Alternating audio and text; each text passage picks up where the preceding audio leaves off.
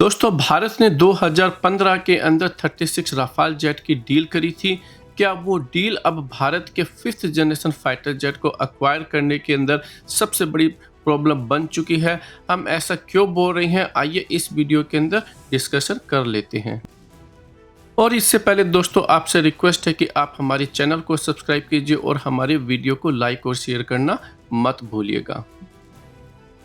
दोस्तों, आप सभी जानते हैं कि चाइना लगातार अपने 5th जनरेशन फाइटर जेट का प्रोडक्शन कर रहा है और लगभग 2035 तक 1000 5th जनरेशन फाइटर जेट का वो प्रोडक्शन कर चुका होगा।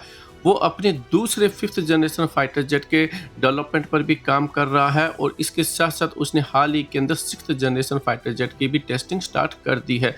तो भारत को भी बहुत ही जल्दी अपने एयर फोर्स के अंदर चाइना को काउंटर करने के लिए 5th जनरेशन फाइटर जेट को एक्वायर करना पड़ेगा। और भारत के लिए दोस्तों 2 ही ऑप्शन अवेलेबल है, या तो अमेरिकन F-35 और दूसरा है रशियन Su-57। और अब इन दोनों डील को कंप्लीट करने के अंदर क्या प्रॉब्लम्स है और भारत को किस फाइटर जेट के साथ जाना चाहिए, और इसके अंदर राफाल की जो डील है वो कैसे एक बहुत बड़ी प्रॉब्लम क्रिएट कर सकती है, उसको समझने की कोशिश करेंगे। अब हम ये जानते हैं कि भारत को एक 5th जनरेशन फाइटर जेट की ज़रूरत है, और सबसे पहले डिस्कस करते हैं कि भारत के पास में 5th जनरेशन फाइटर जेट के कौन से ऑप्शंस हैं और इनमें से भारत के लिए कौन सा ऑप्शन सबसे बढ़िया हो सकता है। तो सबसे पहले बात करते हैं हम अमेरिकन फाइटर जेट F-35 की। तो दोस्तों, सबसे पहला पॉइंट ये है कि आज तक भारत ने किसी भी अमेरिकन फाइटर जेट को ऑपरेट नहीं किया है। हालांकि भारत ने हैवी लिफ्ट जेट्स जैसे कि C-17 और 130 हरकुलियस को एक्चुअली ऑपरेट करता है, और इसी तरीके से भारत नेवी के अंदर P-8I जैसे जेट्स को भी ऑपरेट करता है। और भारत की जो एयर फोर्स है दोस्तों, उसमें 70% फाइटर जेट रशियन ओरिजिन के फाइटर जेट हैं। अगर हम भारत के 120 के आसपास जैगुआर, 36 राफाल और 48 के आसपास अगर मिराज को छोड़ देते हैं, बाकी के सारे fighter jet Russian fighter jet है, जिसमें से बहुत बड़ी संख्या के अंदर हमारे पास Su-30 MKI है। भारत ने लगभग 272 Su-30 MKI बनाए थे, और अब भारत के पास में लगभग 259 Su-30 MKI एयरफोर्स के अंदर रह गए हैं। इसके अलावा दोस्तों, भारत की जो एयर डिफेंस है, मिसाइल एयर डिफेंस या फाइटर जेट एयर डिफेंस, उसके अंदर दोस्तों S-400 का नाम प्रमुखता से आता है, और इसको भी भारत ने हाल ही के अंदर 2019 के अंदर रशिया से एक्वायर किया हुआ है। और दूसरे छोटे एयर डिफेंस सिस्टम्स वो भी दोस्तों रशियन एयर डिफेंस सिस्टम्स हैं। और यही जो है दोस्तों भारत के लिए एक बहुत बड़ा एक रोड ब्लॉक है, क्योंकि अमेरिका ये नहीं चाहता है कि अपने F-35 को इन एयर डिफेंस सिस्टम्स के साथ में इंटीग्रेट करे, क्योंकि उसको अपनी जो 5th जनरेशन फाइटर जेट की जो टेक्नोलॉजी है उसको लीक होने की डर लगा हुआ रहता है। अब भारत अगर इन फाइटर जेट्स को अगर परचेज करता है, तो भारत को अपने पायलट्स के लिए एक अलग टाइप की ट्रेनिंग दिलानी पड़ेगी और एक नया इकोसिस्टम फिर से बनाना पड़ेगा, और ये भारत के लिए एक बहुत ही कॉस्टली मैटर हो सकता है।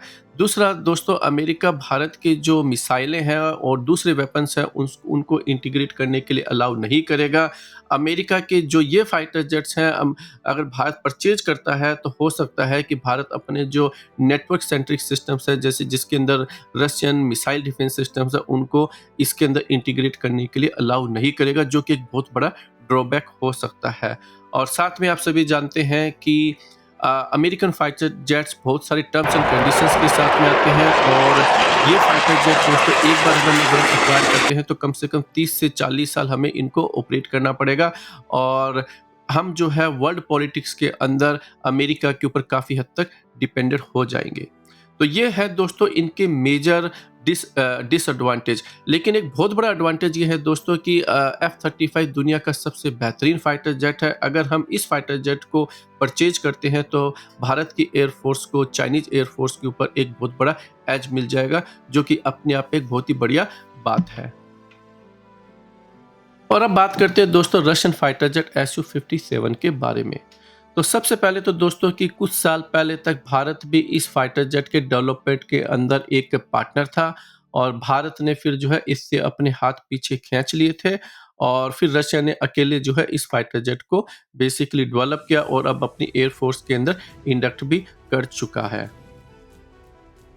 ये फाइटर जेट भारत के लिए कोई नया फाइटर जेट नहीं होगा और इसके लिए किसी नई टाइप की ट्रेनिंग की जरूरत नहीं पड़ेगी, क्योंकि भारत ऑलरेडी बड़ी संख्या के अंदर Su-30M के जैसे फाइटर जेट को ऑपरेट करता है। और इसके अलावा दोस्तों, भारत और रशिया की जो दोस्ती है वो पिछले 50 सालों से ज़्यादा है। और जब भारत के ऊपर 1998 के अंदर पूरे वर्ल्ड ने न्यूक्लियर टेस्ट के बाद में सैंक्शंस लगाए थे, तब रशिया ही एक ऐसी कंट्री थी जिसने भारत का साथ दिया था और भारत के ऊपर कोई भी सैंक्शंस नहीं लगाए थे। और इसी तरीके से 1971 के अंदर जब अमेरिका का जो नेवल ग्रुप है भारत के ऊपर अटैक करने के लिए आगे बढ़ रहा था, तब रशिया ने अपनी सबमरीन को भेजकर उसको रास्ते में ही रोक दिया था और भारत को बांग्लादेश को आज़ाद कराने के अंदर बहुत बड़ी जीत हासिल हुई थी। और इसके अलावा दोस्तों, आप सभी जानते हैं कि रशिया ही एक ऐसी कंट्री है जो भारत के ऊपर जैसा कि कोई टर्म्स एंड कंडीशंस नहीं लगाती है। भारत को अपने खुद की जो मिसाइलें, दूसरे सेंसर्स और वेपन्स है उसको इंटीग्रेट करने के लिए अलाउ करता है। आज भारत की अस्त्र मिसाइल जिस लेवल पर पहुंची है, उसकी टेस्टिंग के अंदर और डेवलपमेंट के अंदर रशिया का बहुत बड़ा हाथ रहा है। और इसके अलावा दोस्तों, रशिया भारत के साथ में ये जो जेट है वो मेक इन इंडिया के तहत इंडिया में बनाएगा। और भारत जो है अपनी खुद की एक इंडिपेंडेंट फॉरेन पॉलिसी चला सकता है, क्योंकि रशिया जो है वो कोई भी टर्म्स एंड कंडीशंस नहीं लगाता है। तो ये भारत के लिए बहुत बड़ा एडवांटेज है। लेकिन इस फाइटर जेट का जो सबसे बड़ा डिसएडवांटेज है दोस्तों, वो ये है कि ये F-35 जितना कैपेबल नहीं है, लेकिन एक बहुत ही कम बजट के अंदर एक बहुत ही बेहतरीन फाइटर जेट भारत को मिल सकता है। अब बात करते हैं दोस्तों राफाल फाइटर जेट की। देखिए, राफाल 4.5 जनरेशन का फाइटर जेट है और भारत ने इस फाइटर जेट को 36 जो राफाल फाइटर जेट है लगभग 8+ बिलियन डॉलर में परचेज किए थे, तो ये 200 मिलियन पर पीस से भी ज़्यादा पड़ता है। अब क्वेश्चन ये आता है दोस्तों कि जिस टाइम पर राफाल को भारत ने परचेज किया था, उसी टाइम पर अमेरिका F-35 को भी बेच रहा था और भारत के अंदर भी इसका बहुत ज़्यादा हंगामा हुआ था। भारत की ओपोजिशन पार्टीज ने भी इसके ऊपर बहुत सारे क्वेश्चन रेज किए थे इसकी कॉस्ट के ऊपर, क्योंकि एक 4.5 जनरेशन का फाइटर जेट आपको उस टाइम पर F-35 की जो फाइटर जेट की कॉस्ट है उससे ज़्यादा में लेना पड़ा। और अब फिर क्वेश्चन ये आता है कि अगर भारत 36 राफाल के लिए अगर इतने पैसे पे कर सकता है, फिर रशिया और इवन अमेरिका जैसी कंट्री भारत को 5th generation fighter jet Rafale की कम कॉस्ट से क्यों पे करेगी? और जब भारत राफाल को अगर एडिशनल ऑर्डर नहीं प्लेस कर पा रहा है, तो क्या भारत अमेरिका से F-35 परचेज कर पाएगा या फिर रशिया से जो है Su-57 को परचेज कर पाएगा? और ये जो राफाल की जो कॉस्ट है दोस्तों, ये इन दोनों डील के ऊपर एक बहुत ही बड़ा प्रॉब्लम है, क्योंकि दोनों कंट्री अब ये जानती है कि भारत ने 4th+ जनरेशन फाइटर जेट के लिए इतनी बड़ी संख्या के अंदर पैसे पे किए थे, तो वो भारत को 5th जनरेशन फाइटर जेट कम कॉस्ट के अंदर क्यों देंगे? आज के इस वीडियो में दोस्तों इतना ही। आप बताइए आपको ये वीडियो कैसा लगा? आप हमारे चैनल को सब्सक्राइब करना मत भूलिएगा और इस वीडियो को शेयर करना भी मत भूलिए।